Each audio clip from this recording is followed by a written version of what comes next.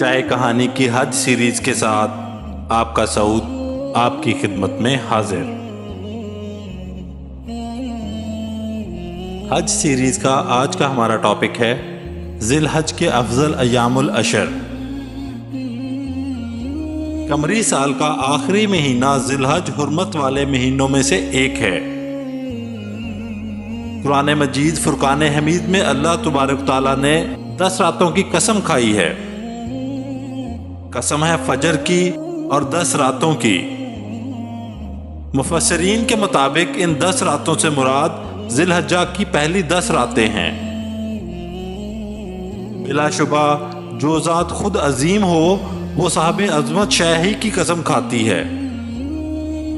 اللہ عز و جل کا کسی شے کی قسم کھانا اس کی عظمت و فضیلت کی واضح دلیل ہے، جس سے معلوم ہوتا ہے کہ ماہ ذی الحجہ کے ابتدائی عشرہ اسلام میں خصوصی اہمیت کا حامل ہے۔ نبی کریم صلی اللہ علیہ وآلہ وسلم نے ان دنوں کو سب سے اعلیٰ اور افضل قرار دیا ہے۔ ذی الحجہ کے 10 دنوں میں اللہ تعالیٰ کو نیک عمل جتنا محبوب ہے اس کے علاوہ دیگر دنوں میں نہیں۔ حضرت محمد صلی اللہ علیہ وآلہ وسلم نے فرمایا کہ اور دنوں میں بندے کا عبادت کرنا اللہ تعالیٰ کو اتنا محبوب نہیں جتنا ذی الحجہ کے عشرہ میں محبوب ہے۔ اس عشرہ کے ہر دن کا روزہ سال بھر کے روزوں کے برابر اور اس کی ہر رات کے نوافل شب قدر کے نوافل کے برابر ہیں۔ ایک دوسری حدیث میں حضرت محمد صلی اللہ علیہ وآلہ وسلم کا ارشاد گرامی ہے کہ دنیا کے افضل ترین دن ایام العشر یعنی ذی الحجہ کے 10 دن ہیں۔ صحابہ اکرام نے عرض کیا کہ اللہ کے راستے میں جہاد بھی ان دنوں کے عمل سے بڑھ کر نہیں؟ فرمایا نہیں، جہاد فی سبیل اللہ بھی نہیں، سوائے اس شخص کے جو اپنی جان مال کے ساتھ نکلا اور ان میں سے کسی چیز کے ساتھ واپس نہ لوٹا، یعنی شہید ہو گیا۔ حج جیسی عظیم عبادت کا رکن یوم عرفہ بھی انہی ایام میں ہے۔ اسی مناسبت سے اس مہینے کا نام ذی الحجہ ہے، یعنی حج والا مہینہ۔ نبی کریم صلی اللہ علیہ وآلہ وسلم کا فرمان ہے کہ جس شخص نے اللہ کے گھر کا حج کیا اور بےہودگی و فسق سے بچا رہا تو اس حالت میں لوٹے گا جیسے آج ہی ماں کے بطن سے پیدا ہوا ہو۔ یوم عرفہ انتہائی شرف و فضیلت کا حامل ہے۔ یہ گناہوں کی بخشش اور دوزخ سے آزادی کا دن ہے۔ اگرچہ اول عشرہ ذی الحجہ میں سوائے یوم عرفہ کے اور کوئی قابل ذکر یا اہم شے نہ بھی ہوتی تو یہی اس کی فضیلت کے لیے کافی تھا۔ حضرت عائشہ رضی اللہ تعالیٰ عنہا سے روایت ہے کہ رسول اللہ صلی اللہ علیہ وآلہ وسلم نے فرمایا، اللہ تعالیٰ جس قدر عرفہ کے دن لوگوں کو آگ سے آزاد فرماتا ہے اس سے زیادہ کسی اور دن آزاد نہیں کرتا۔ ایک اور حدیث میں رسول اللہ صلی اللہ علیہ وآلہ وسلم نے ارشاد فرمایا، شیطان یوم عرفہ کے علاوہ کسی اور دن اپنے آپ کو اتنا چھوٹا، حقیر، ذلیل اور غضبناک محسوس نہیں کرتا جتنا اس دن کرتا ہے۔ یہ محض اس لیے ہے کہ اس دن میں وہ اللہ کی رحمت کے نزول اور انسانوں کے گناہوں سے صرف نظر کا مشاہدہ کرتا ہے۔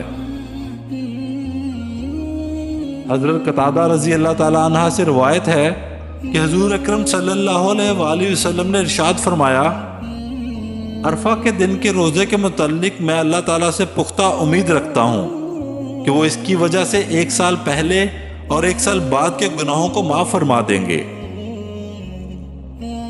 مذکورہ حدیث سے معلوم ہوا کہ عرفہ کے دن کا ایک روزہ 1 سال پہلے اور 1 سال بعد کے گناہوں کی معافی کا سبب بنتا ہے۔ احادیث مبارکہ میں ہے کہ آپ صلی اللہ علیہ وآلہ وسلم ذی الحجہ کے 9 روزے، 10 محرم اور ہر مہینے کے 3 دن ایام بیض کے روزے رکھتے تھے۔ واضح رہے کہ عشرہ ذی الحجہ میں روزے 9 ذی الحجہ تک ہی رکھے جا سکتے ہیں، 10 ذی الحجہ کو عید ہوتی ہے جس کا روزہ رکھنا جائز نہیں۔ اسی طرح عید الاضحیٰ کے بعد 11، 12 اور 13 ذی الحجہ کو جو ایام تشریق کہلاتے ہیں ان میں بھی روزہ رکھنا جائز نہیں۔ حج کے بعد مسلمانوں کی دوسری بڑی عید عید الاضحیٰ بھی ماہ ذی الحجہ کی 10 تاریخ کو ہوتی ہے۔ عید کا دن جہاں خوشی و مسرت کا دن ہوتا ہے وہیں عید کی رات انعام و الطاف کی رات ہوتی ہے، اور اللہ تعالیٰ کی خصوصی رحمت اور نوازش عید کی رات میں ہوتی ہے، چاہے وہ عید الفطر کی رات ہو یا عید الاضحیٰ کی رات۔ دونوں نہایت ہی اہمیت والی راتیں ہیں اور انسانوں کے لیے سعادت کا ذریعہ ہیں۔ نبی کریم صلی اللہ علیہ وآلہ وسلم نے فرمایا کہ جس شخص نے عیدین کی راتوں میں اللہ کی رضا اور ثواب کے حصول کی خاطر قیام کیا تو اس کا دل اس دن مردہ نہیں ہوگا جس دن لوگوں کے دل مردہ ہو جائیں گے۔ قربانی جیسا عظیم اور محتمم بلشان عمل بھی اسی مہینے میں انجام دیا جاتا ہے۔ حضرت ابراہیم علیہ السلام اور حضرت اسماعیل علیہ السلام کی اہم و عظیم قربانی کی وجہ سے قربانی کو سنت ابراہیمی کہا جاتا ہے۔ اللہ تعالیٰ کے حکم پر اور حضور اکرم صلی اللہ علیہ وآلہ وسلم کے اتباع میں حضرت ابراہیم اور حضرت اسماعیل علیہ السلام کی عظیم سنت قیامت تک جاری رہے گی۔ ام المومنین حضرت عائشہ صدیقہ رضی اللہ تعالیٰ عنہا سے روایت ہے کہ نبی کریم صلی اللہ علیہ وآلہ وسلم نے ارشاد فرمایا، ذی الحجہ کی 10 تاریخ کو کوئی نیک عمل اللہ تعالیٰ کے نزدیک قربانی کا خون بہانے سے بڑھ کر محبوب اور پسندیدہ نہیں، اور قیامت کے دن قربانی کرنے والا اپنے جانور کے بالوں، سینگوں اور کھروں کو لے کر آئے گا، اور یہ چیزیں اجر و ثواب کا سبب بنیں گی،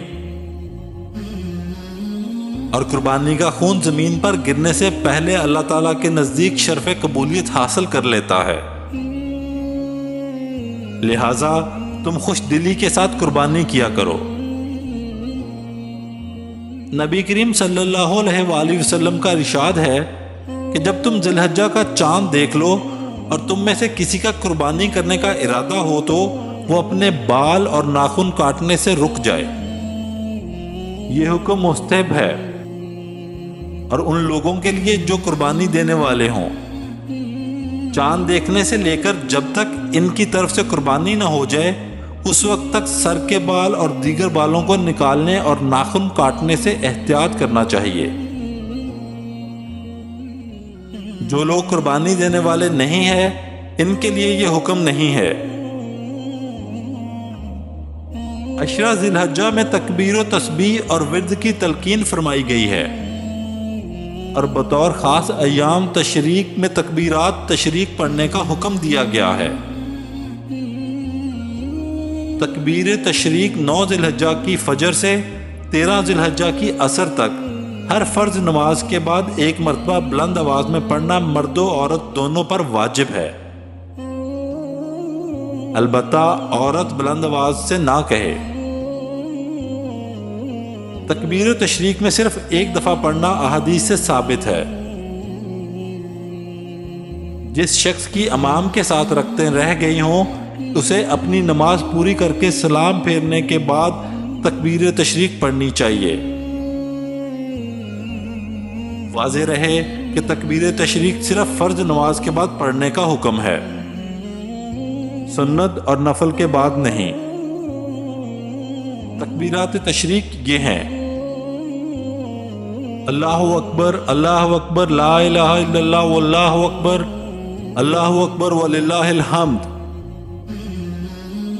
اللہ اکبر، اللہ اکبر، لا الہ الا اللہ واللہ اکبر، اللہ اکبر وللہ الحمد۔ لہذا ایام تشریق میں ہر شخص کو تکبیر تشریق پڑھنے کا خاص اہتمام کرنا چاہیے۔ یوں تو ذی الحجہ کا پورا مہینہ ہی قابل احترام ہے، لیکن اس کے ابتدائی 10 دن تو بہت ہی فضیلت اور عظمت والے ہیں۔ جن میں بڑی بڑی عبادتیں جمع ہو جاتی ہیں، یعنی نماز، روزہ، حج اور قربانی۔ ان تمام خصوصیات کی بنا پر ذی الحجہ کے پہلے عشرہ کی اہمیت بہت زیادہ ہے۔ غرض کہ رمضان المبارک کے بعد ان ایام میں اخروی کامیابی اور بخشش حاصل کرنے کا بہترین موقع ہے۔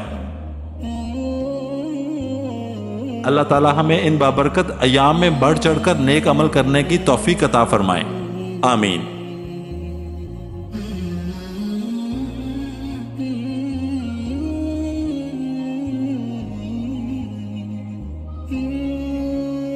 ایک چھوٹی سی کاوش آپ کے اپنے سعود کی جانب سے۔